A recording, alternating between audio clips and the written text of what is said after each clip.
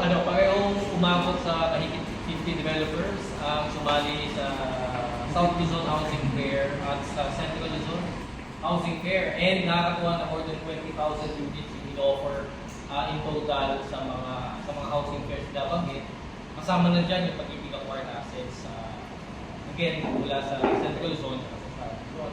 Talagang pinapakita niya na yung collaboration and cooperation ng private sector at ng government sector ay nakikita rito para maghatid nga ng opportunities para magpabahay. Before itong araw na to, marami na po ba na i-forward ng developer na mga interesado na magkakapag-acquire ng bahay? In fact, Dr. Ina, magandang tanong yan dahil hindi namin yung first quarter ng taong 2026. Mas marami yung nakahiram sa ilalim ng Pag-ibig Housing Loan for the first quarter of 2026 kumpara ng first quarter 2025 pagdating sa amount na nahiram at pati na rin sa dami ng humiram. Mamaya ilalabas namin yung press release na India.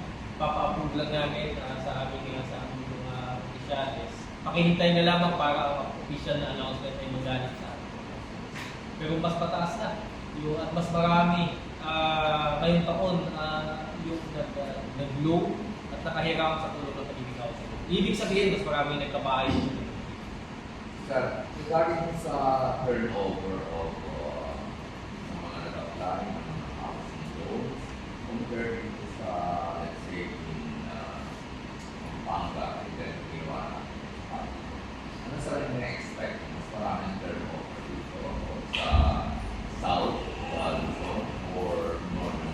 Nakita natin na consistent din sa inulat ng ating Chief Executive Officer na si Ma'am Maria Acosta. Nakikita na dumarami yung may housing loans dito sa South Luzon. At nakita natin base sa data so far kasi kalahating araw pa lang ng lumipas dito sa housing fair natin sa South Luzon.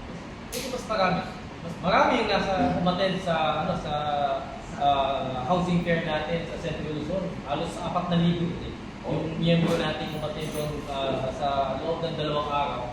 Ngunit dito sa South Luzon umaabot na sa palagay natin mahigit 1,000 yung dagsa ng mga miyembro. Kanina umaga pa lamang yun.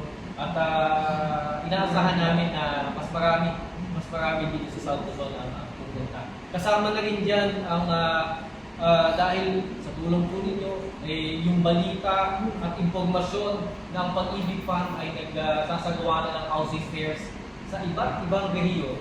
Yun po ay labis na nakakatulong para lalong dumami makaalam na may housing fair na ginagawa ang Pag-ibig Fund sa bawat rehiyon. Kaya yan ang yung isa sa mga dahilan kaya mas marami palagi po yung dumating dito sa South Luzon housing fair natin kumpara doon sa isang gawa natin. So, ano na-expect nyo, sir, magiging double pa ang participant compared dito sa...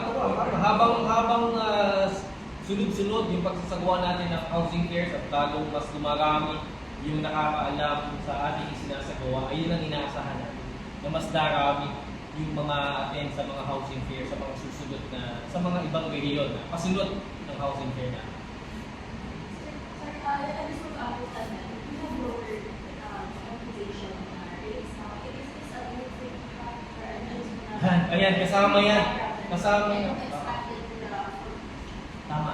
Saan po kayo, ma'am? sa early December. Yan. Kasama yan sa gusto natin ipabatid sa ating mga miyembro, itong housing fair natin. Kasi pinapakita natin dito na ito yung mga properties na pwede-pwede ng ating mga miyembro. Kasama dyan yung socialized housing units. At narito sa isang banda ang Pag-ibig Fund, handang magtahiram at pautang sa mga kwalipikadong vendor para sila makabili ng socialized housing units na yun.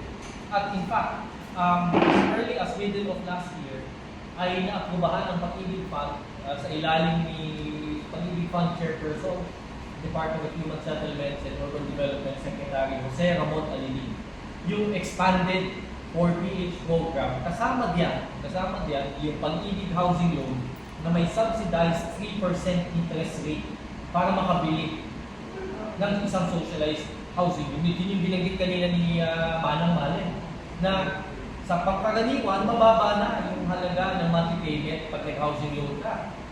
Pinakita doon yung 950,000 pesos na socialized housing ka. Ang monthly payment niya is around 5,000